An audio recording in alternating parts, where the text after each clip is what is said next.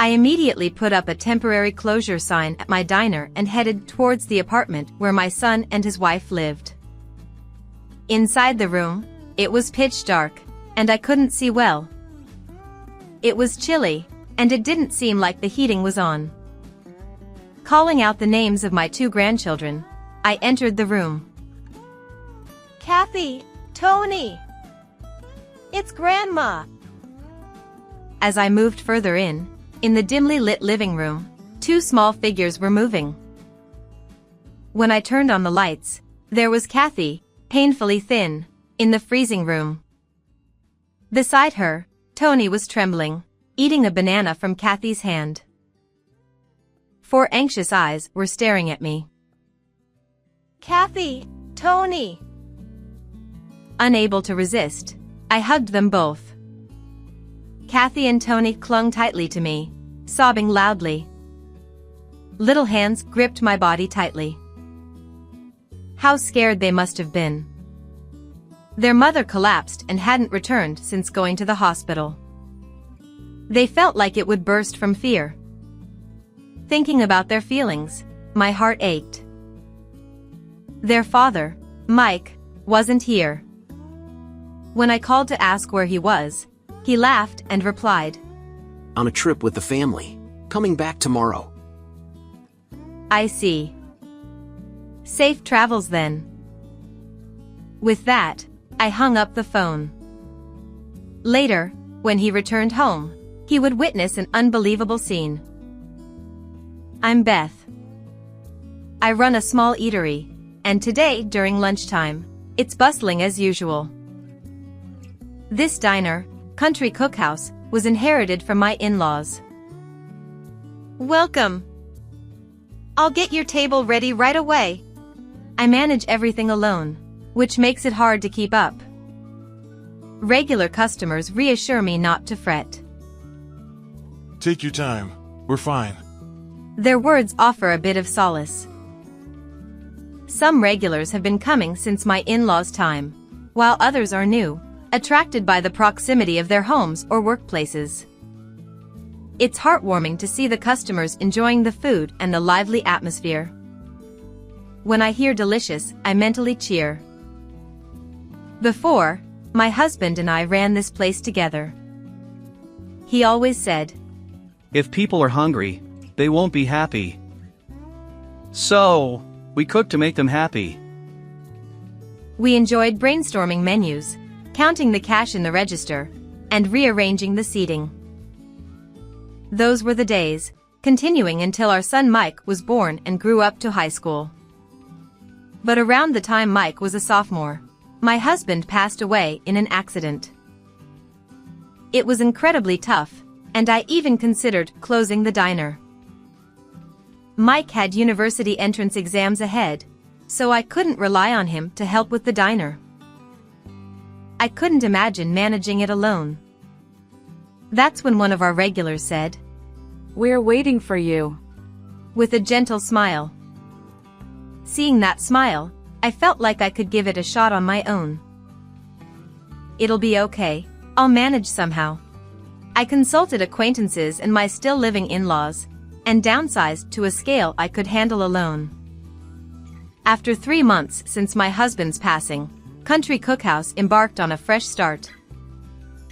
Mike also successfully passed his university entrance exams and decided to attend his first choice school.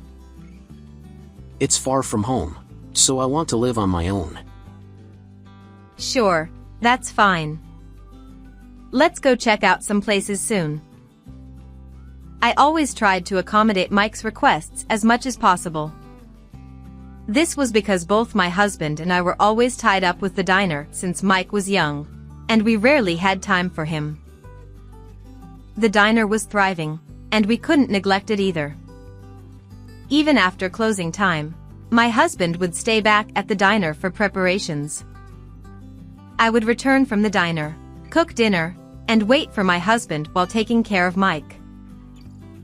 Is Dad still working today? I remember him asking that every night when he was still small. His lonely expression is still vivid in my mind. I wished we could have sat together as a family of 3 around the dinner table more often, but it happened only once or twice. I felt guilty for making Mike feel lonely all this time. I want you to learn what you want and pursue what you want to do with all your heart. I told him before his university entrance exams and the day before he moved. Mike just nodded slightly, looking somewhat downcast. He didn't say anything more. Even after he started living on his own, I managed the small diner by myself. We didn't need to rely on scholarships or loans for university tuition, as we had enough savings. The 4 years Mike spent as a university student passed by in a flash. Throughout that time, I continued running the diner alone. When Mike graduated from university and started working as a full-fledged employee, I pictured him in a suit and tie heading off to work. Seeing that image, I couldn't help but smile to myself, thinking about how much he had grown from that small boy he once was. Furthermore, he already had a girlfriend, who he was already dating with marriage in mind. When Mike introduced her to me, I was so surprised that my eyes nearly popped out. Mike's girlfriend, Rachel, was stunningly beautiful, almost like a magazine model. Nice to meet you. I'm Rachel. I've been dating Mike. Her incredibly beautiful voice and polite manner overwhelmed me. I couldn't help but wonder if she was the daughter of a wealthy family. Not at all. We're just an ordinary family. Even her gentle laughter was elegant. I wondered what charm Mike had to attract such a wonderful girl. It seemed like they were already living together, or rather, Mike had moved into Rachel's place. What can I do? My room is next to a noisy neighbor's. Come on, Mike. It's okay. I originally rented a slightly larger room, so it's just right. Rachel's bright words were like a lifeline.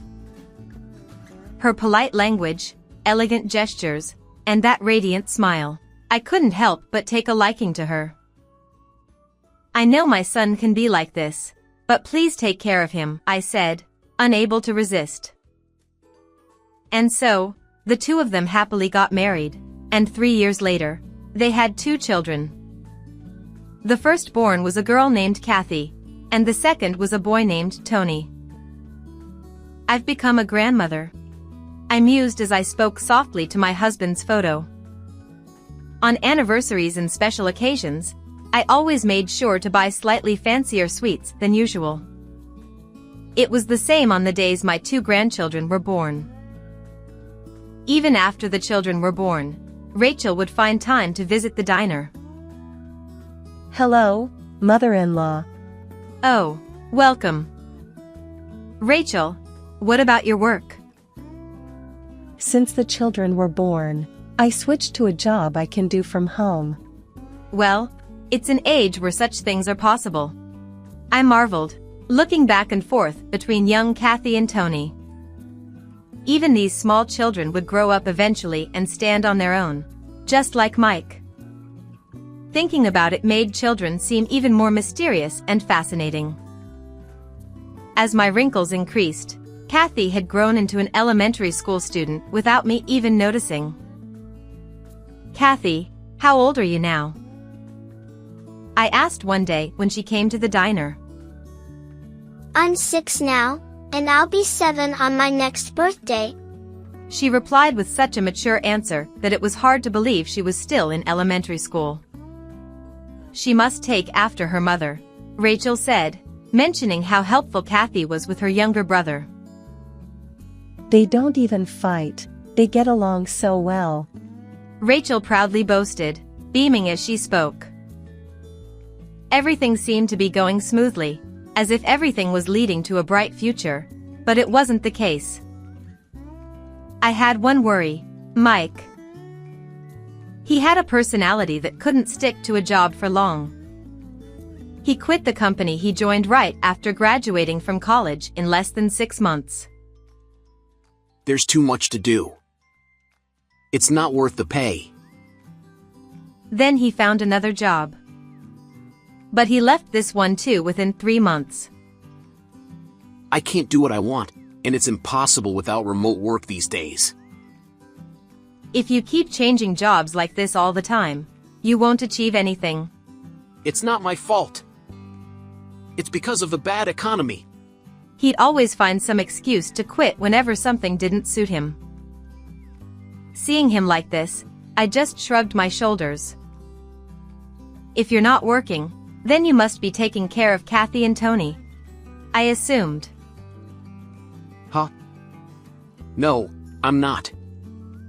Rachel takes care of them, so I'm not involved. He replied. It was Rachel who supported the household in place of Mike. Even when talking to me, Mike was glued to his smartphone screen. I wondered what he was so eagerly looking at. Hey, Mom, take a look. I have a hobby of exploring restaurants, so I upload them on social media. When he showed me his screen, there were rows of photos of various restaurants, delicious-looking pizzas, pastas, fried chicken, and large steaks. Mike talked about his number of followers and likes, but it all went over my head. Why don't you work properly instead of fooling around like this? I asked. It's not playing around, it's serious. I'm aiming to become an influencer. What's that? Never mind. Mom, follow me and like my posts. I don't understand that. Give me your phone. I'll install this app and do this and that. With quick finger movements, he swiftly set up an account and showed me which button was for like and how to view posts. But after he left, it was all still Greek to me. I don't get any of this. It's beyond me. I sighed, putting my smartphone aside and focusing on keeping the diner's accounts. Sometimes during video calls with Rachel, I found out she was also asked to check Mike's social media posts. But there were more important things to focus on nearby. I preferred video calls with Kathy and Tony over social media. Mike had helped out in my diner briefly when he was unemployed before. His reason was that it seemed easier than a corporate job. Although no job is easy, I appreciated his help in the diner. Besides, I heard that these days, it's becoming less common for children to take over their parents' businesses. I had no intention of forcing Mike to take over, and I planned to gracefully close the diner when the time came. However, perhaps there had been some change in Mike's mindset. I dared to hope that he might want to take over the diner. I happily put Mike to work in the diner, letting him guide customers and take orders. He got along well with regulars, engaging in friendly conversations, which was refreshing to see. The first week seemed to start well. I thought, maybe this suits him better than a corporate job after all. However, from the following week, Mike began to slack off gradually. He hardly took orders or did any cleaning or guiding customers. Not only that, he started browsing social media in front of customers. And regardless of whether they were regulars or newcomers, he would ask them to follow and like his posts. The next day, Mike didn't show up for work, even though it was his scheduled shift. Mike, where are you? Are you off today? I'm quitting that job. It's tougher than I thought. From then on, he didn't answer my calls no matter how many times I tried, and I ended up running the diner alone as before. Eventually, Mike stopped coming to the diner altogether within 10 days. Since then, he focused more on social media than anything else. On the other hand, Rachel seemed to be juggling multiple jobs lately, sacrificing her sleep. I worried she might collapse someday, but Mike showed no signs of concern. He didn't even think about giving up his restaurant tours and social media posts. During our occasional video calls, Rachel let slip her true feelings. I just wish he could earn a bit more, she said, sounding unusually dejected, her shoulders drooping. Her lovely smile had vanished, and her usually clear voice sounded somewhat hoarse. Mike, as usual, continued his restaurant tours and rarely stayed home. When I reproached him, he always said the same thing. If I become famous and expand my network, it'll lead to something in the future. While I doubted it would really work out, I still listened to his words. But deep down, I also felt a desire to support Mike if he could make a living doing what he wanted. Somewhere in my heart, I harbored the naive thought of letting Mike pursue his dreams. Rachel, too, seemed to believe in Mike's endeavors and refrained from criticizing him too harshly. Indeed, thanks to his initiative, his number of followers and likes had increased slightly. However, I would soon realize that it was a mistake. One day, I was in the diner as usual. The weather forecast had predicted it might snow at night, and it was as cold as midwinter outside, with overcast skies. Since there were no customers in the afternoon, I used the time for evening preparations and cleaning. As I diligently wiped tables, my phone rang in my pocket. It was Rachel. Thinking it was our usual video call, I answered. But the voice on the other end was very weak. Mother-in-law, I'm sorry to bother you, but there's something I need to tell you. To my shock, she had collapsed from overwork a few days ago and had to be hospitalized. Hospitalized? How are you feeling now? Is your body okay? I'm okay, barely. Don't be such a stranger. Why didn't you tell me sooner? I'm sorry. I tried to, but Mike said it wasn't necessary. Mike? He said he'd take care of the kids himself. But I'm worried about them. I see. Is Mike at home? Would the fickle Mike really take care of the kids? But if his wife was hospitalized, even Mike would have to look after the children. He said he'd watch them. Although I want to believe. I sensed a hesitation in her voice, giving me a bad feeling. He's been posting photos on social media. I don't think he's taking care of the kids. Rachel was following Mike's social media as well. She decided to check the app herself. As Rachel had said, even on the day she was hospitalized and the next, he was casually posting pictures of pizzas. Listening to Rachel's story, I was dumbfounded. And that restaurant is out of state. I couldn't stay like this. I couldn't imagine children under 10 cooking for themselves with their parents not around. I understand. I'll head over to your house right away. Can I come too? No, Rachel, you need to rest properly. I ended the call a bit sternly. Otherwise, she might really try to come along. Since she was under a doctor's orders not to move, she shouldn't push herself. I immediately put up a sign indicating the diner was temporarily closed and headed to the apartment where my son and his family lived. It's about a 30-minute drive away.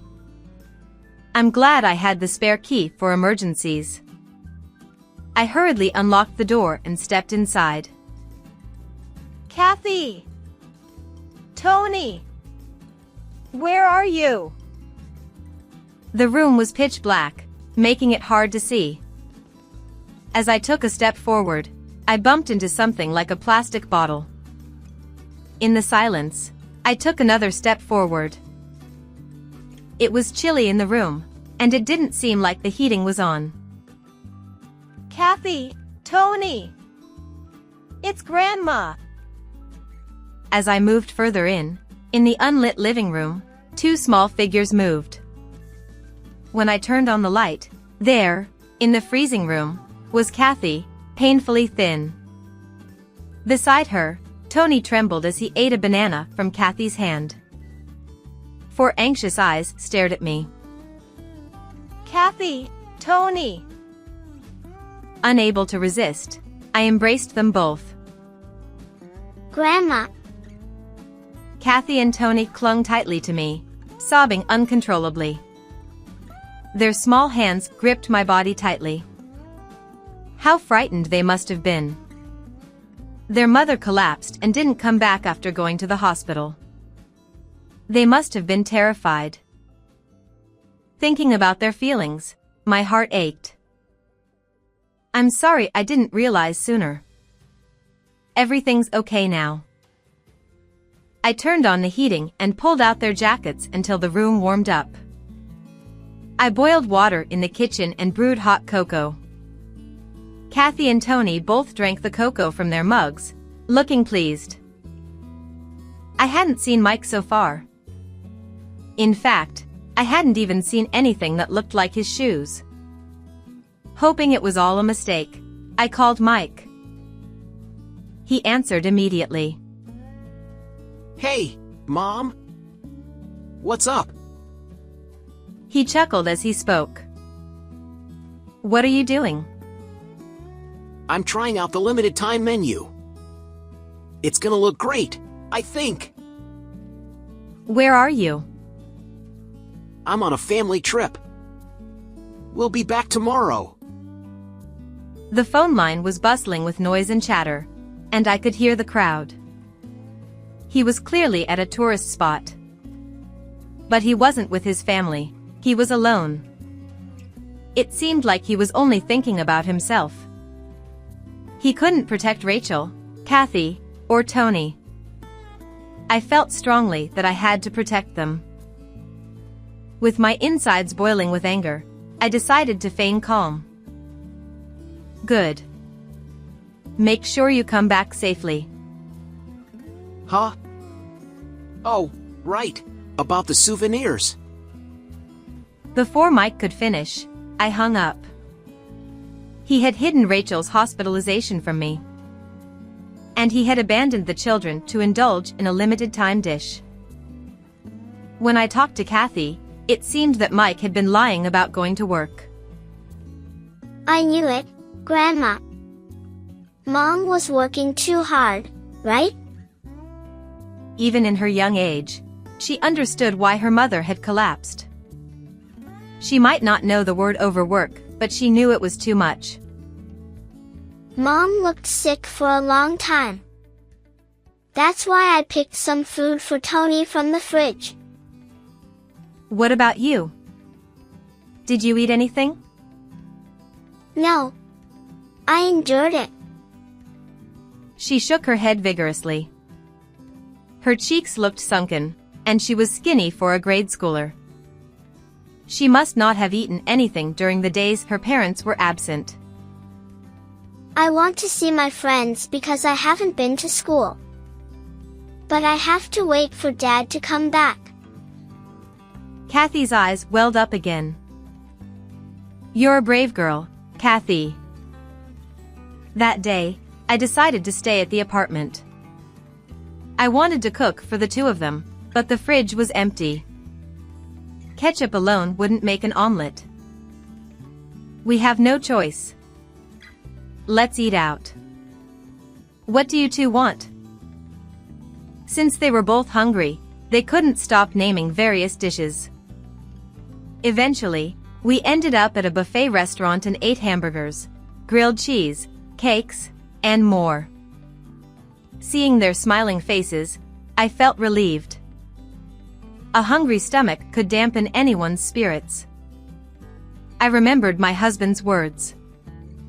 When we got home, they fell asleep quickly, their stomachs full. As I watched their peaceful sleeping faces, I thought about Mike. The next day, Mike still didn't come back.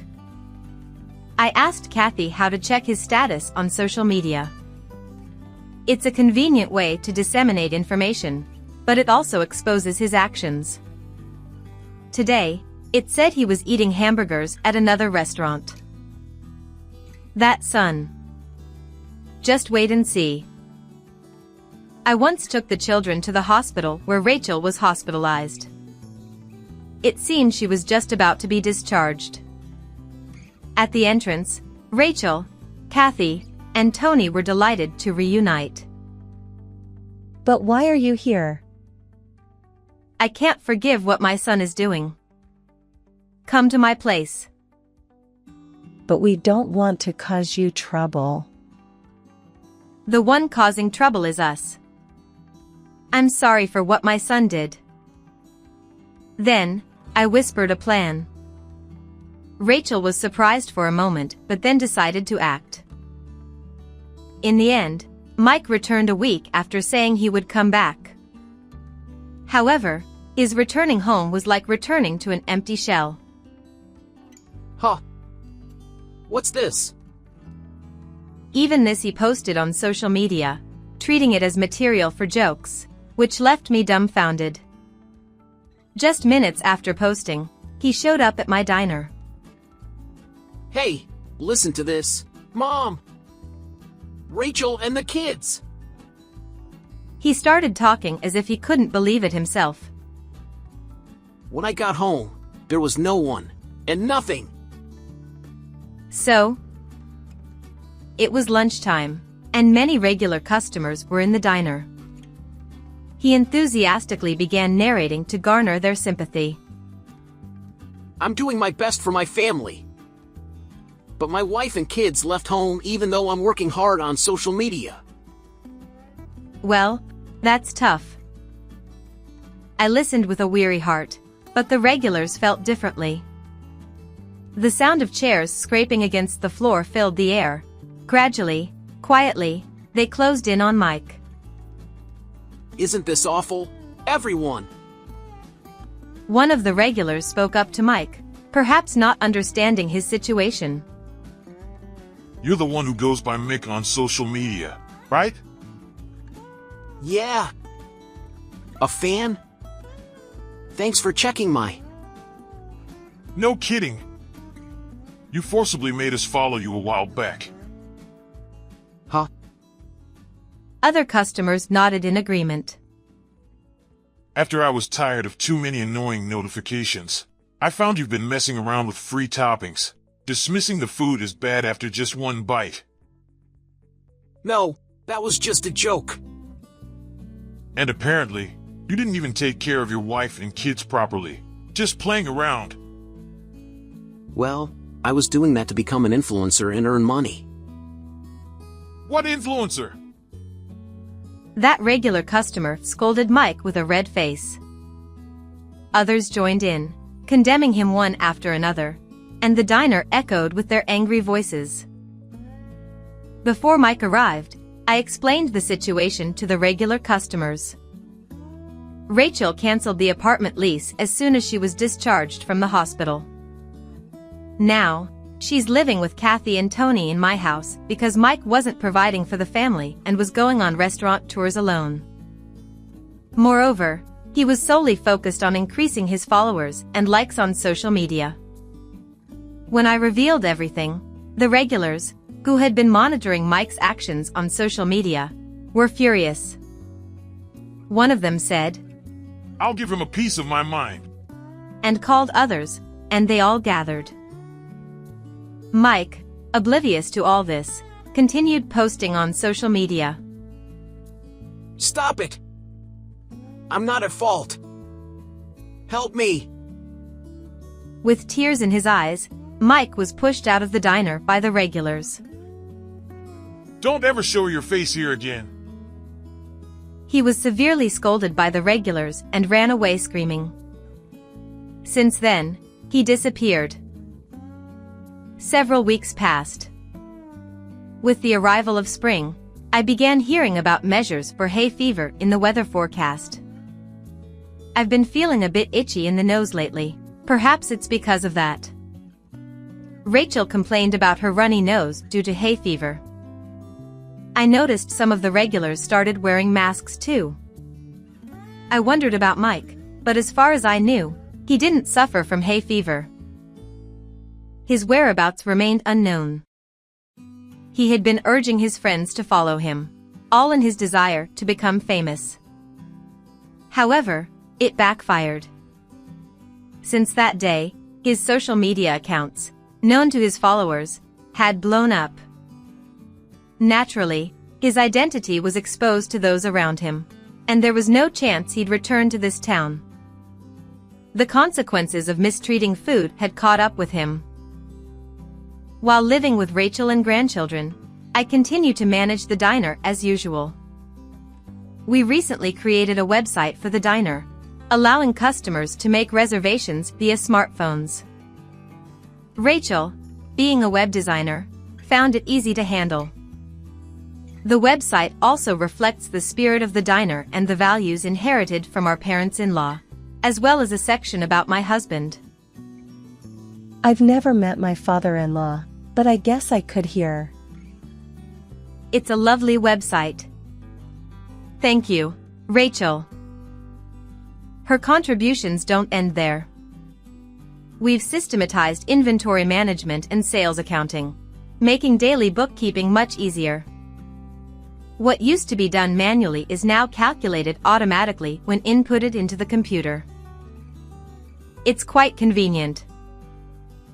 Even I, who wasn't used to smartphones, quickly adapted. With the ability to handle reservations over the phone, our customer base has expanded. Kathy starts dropping by the diner after school and handles phone calls confidently. Hello, this is Country Cook House. Yes, are you making a reservation? Even though she's a bit hesitant, she refuses to let me take over, shaking her head confidently. Our recommendation is the fried chicken.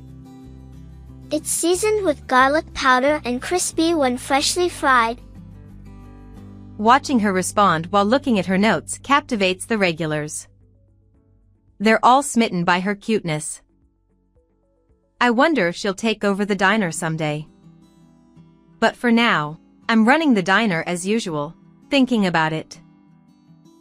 How did you like this story? Please subscribe to the channel. See you in the next video.